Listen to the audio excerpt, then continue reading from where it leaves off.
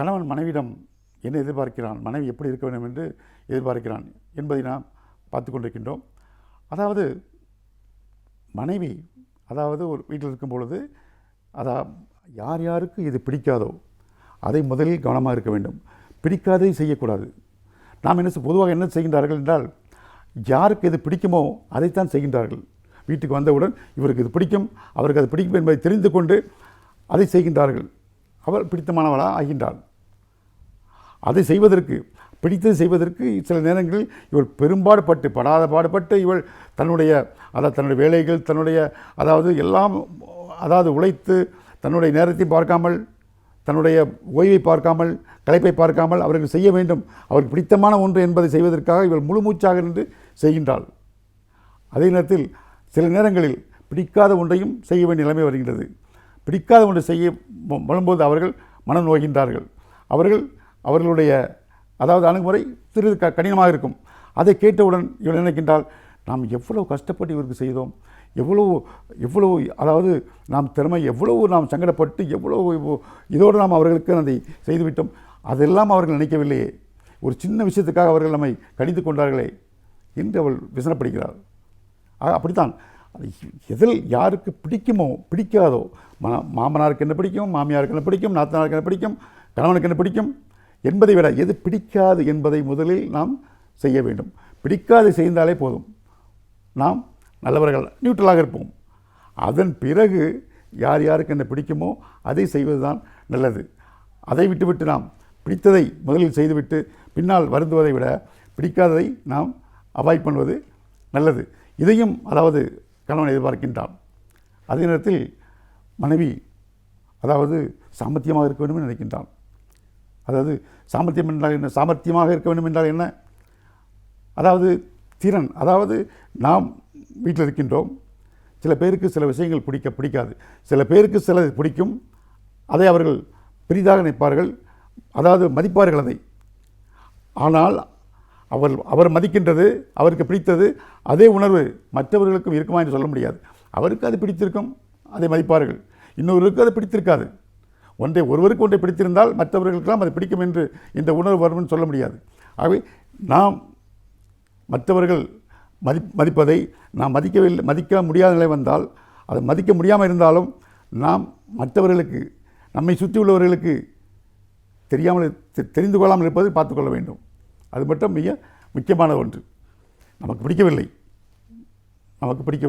நம் மதிப்பு கொடுக்க முடியவில்லை என்று வைத்துக்கொள்ள ஒரு கட்டம் வருகின்றது.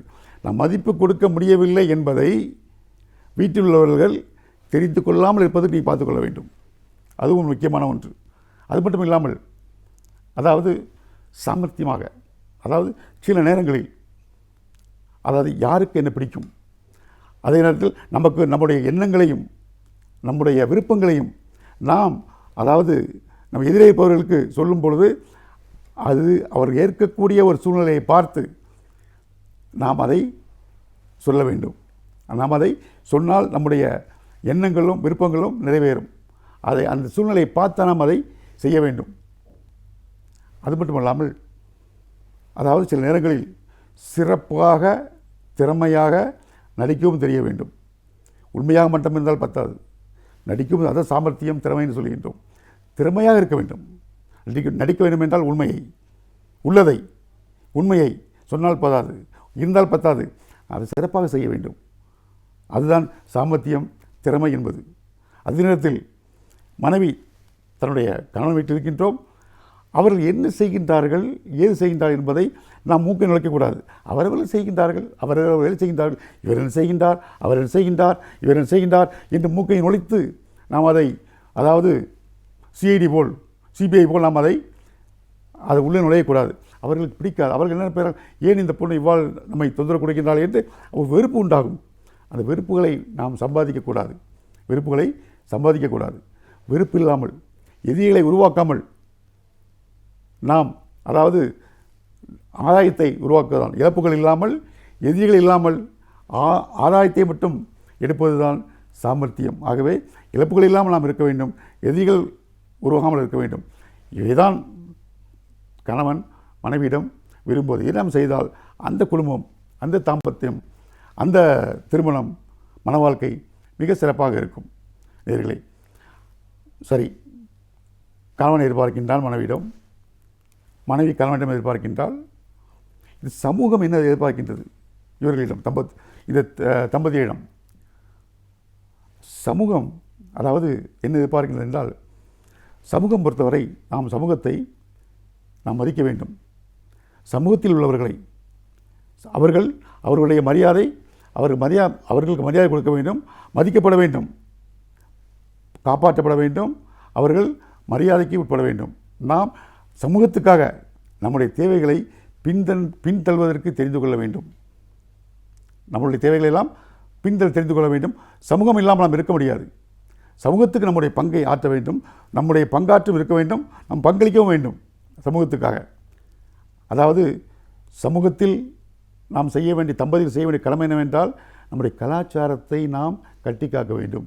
நம்ம கலாச்சாரத்தையும் நம்முடைய பண்பாட்டையும் நாம் கட்டி காக்க வேண்டும், நாம் கடைபிடிக்க வேண்டும். அதாவது கலாச்சாரம் என்றால் என்ன? வழக்கங்கள் என்றால் என்ன? பழக்கங்கள் என்றால் என்ன? பழக்கங்கள் என்றால் நாம் ஒன்றை திரும்ப திரும்ப செய்கின்றோம், அந்த இது நமக்கு பிடித்திருக்கின்றது, நாம் அதை திரும்ப திரும்ப செய்கின்றோம், அது பேர் பழக்கம். இது என்னுடைய பழக்கம் என்று சொல்கின்றோம். நமக்கு பிடித்திருக்கின்றது செய்கின்றோம், பழக்கம். இதையே மற்றவர்களுக்கும் பிடித்திருக்கின்றது, நம்மை சுற்றி உள்ளவர்களுக்கும் இந்த பழக்கம் பிடித்திருக்கின்றது, அவர்களும் திருப்பி திருப்பி செய்கின்றார்கள். அப்பொழுது என்னவாகின்றது? வழக்கமாகின்றது.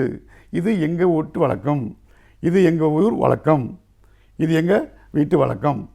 பழக்கம் வழக்கமாக மாறுகிறது. இந்த வழக்கம் சமூகத்தில், அந்த வழக்கத்தை சமூகம் அங்கீகரிக்கும் பொழுது, அதை எடுத்துக்கொள்ளும் பொழுது, அது என்னவாகின்றது? கலாச்சாரமாக மாறுகின்றது. இது எங்களுடைய கலாச்சாரம். பழக்கம் வழக்கமாக மாறுகின்றது. வழக்கம் சமூகத்தால் அங்கீகரிக்கப்படும் பொழுது, ஏற்றுக்கொள்ளும் போது அவை எப்படி இருந்தது? கலாச்சாரமாக மாறுகின்றது. ஆகவே அந்த கலாச்சாரத்தை நாம் கடைபிடிக்க வேண்டும். அதை நாம் எப்படி செய்ய வேண்டும், மற்றவைகள் என்ன, அது சம்பிரதாயங்கள் என்றால் என்ன, சடங்குகள் என்றால் என்ன என்பதை பற்றி நாம் அடுத்த முறை சந்திப்போம். நன்றி, வணக்கம்.